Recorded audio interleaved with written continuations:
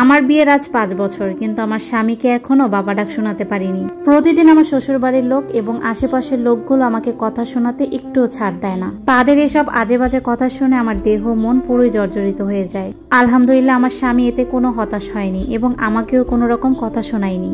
আমি একটা ভালো সাবজেক্টে অনার্স কমপ্লিট করেছিলাম। আমার লেখাপড়া করা খুব স্বপ্নের ছিল, কিন্তু এইচএসসি পরীক্ষার পর বাবা মা বিয়ে দিয়ে দেয়। অনেক কষ্টের পর এ পর্যন্ত পড়াশোনা করে এসেছি। এরই মাঝে রমজান মাস চলে আসে আর আমরা টের পাই আমাদের কোল জুড়ে নতুন সন্তানের আগমন ঘটছে। দীর্ঘ 5 বছর পর আমাদের কোল জুড়ে এক সন্তান আসছে, এটা শুনে আমরা দুইজনই খুব খুশি হয়েছিলাম। তখন আমার লেখাপড়াটা মাথা থেকে একটু হালকা করে নিই, আর লেখাপড়া নিয়ে ততটা মাথাও ঘামাইনি। সবসময় চেষ্টা করতাম নিজের শরীরটাকে কিভাবে ভালো রাখা যায়, সুস্থ রাখা যায়, কিভাবে বাচ্চাটাকে সুস্থভাবে পৃথিবীতে আনা যায়। কিন্তু আমাকে যখন ডাক্তারের কাছে চেকআপে নিয়ে যাওয়া হয়, ডাক্তার আমাকে দেখে বলে বাচ্চার হার্টবিট নেই। এই কথাটা শোনার পর আমাদের পুরো স্বপ্নই যেন ধূলিসাৎ হয়ে যায়। চারপাশে সবকিছু কেমন জানি অন্ধকার হয়ে যায়। ভাগ্যের কি নির্মম পরিহাস। দীর্ঘ 5 বছর অপেক্ষা করার পর আমি একটা মৃত ছেলের জন্ম দিয়েছিলাম। সেদিন আমার স্বামীর হাত ধরে আমি কান্না করে বলেছিলাম, আমাকে ক্ষমা করেন, আমি আপনাকে বাবা ডাক শোনাতে পারিনি। যেই সন্তানের আশায় আমি আমার সব শখগুলো মাটি চাপা দিয়েছিলাম, সেই সন্তানই আমাকে ছেড়ে চলে গেছে। আমার আর কিছুই করার নেই। সেদিন আমার হাজবেন্ডের হাত ধরে আমি খুব কান্না করেছিলাম এবং কি আমি তাকে এটাও বলেছিলাম, আপনি চাইলে আরেকটা বিয়ে করতে পারেন, আমি আপনাকে কিছুই বলবো না। এই কথা শুনে আমার হাজবেন্ড আমার হাতটাকে ছেড়ে তৎক্ষণাৎ সে দূরে চলে যায়। যাওয়ার পর দেখলাম আমার স্বামী আমার জন্য একটি গোল্ডের আংটি নিয়ে আসে। পরম যত্নে সে আমাকে আংটিটা খুব যত্ন সহকারে পরিয়ে দেয়। নতুন বাবু আসার আগমনে আমাকে গিফট হিসাবে এটি পরিয়ে দেবে, সেজন্য এটা এনেছিল। আমার স্বামীর একটাই কথা, সন্তান থাকুক বা না থাকুক, তুমি মা হয়েছো, আমি বাবা হয়েছি, এটাই আমাদের জন্য অনেক। কে বলেছে আমরা সব হারিয়েছি? আল্লাহ আছে আমাদের জন্য। আল্লাহ দিয়েছিলেন, আবার আল্লাহ নিয়ে গেছেন। আল্লাহর ফয়সালার উপরে আমরা সন্তুষ্ট, আলহামদুলিল্লাহ। তুমি ভেঙে পড়ো না, আমি আছি সব সময় তোমার পাশে, তুমি আমার ঘরের লক্ষ্মী। এই বলে সে আমার চোখটা মুছিয়ে দিয়ে আমাকে জড়িয়ে ধরলো। এর মাঝে 2-3টা বছর আমাদের খুব ভালোই কেটেছে। এই 2-3 বছর আমরা ডাক্তারের চেকআপে ছিলাম। স্বনামধন্য এক ডাক্তারের চেম্বারে গিয়ে আমরা দুজনেই বসলাম। উনি আমার হাত ধরে বসে আছেন। এতদিন আমরা যে চেকআপ গুলো করেছিলাম সেই রিপোর্ট আজকে এসেছে। এই রিপোর্ট গুলো দেখে ডাক্তার আজকে একটা সিদ্ধান্ত দিবে। আমাদের বিয়ের এখন 9 বছর। এর মাঝে একবার বাচ্চা হওয়ার স্বাদ গ্রহণ করেছিলাম, কিন্তু 9 মাস গর্ভেই সেই বাচ্চাটা আমার মারা যায়। এর মাঝে আমার 3বার মিসক্যারেজও হয়েছিল।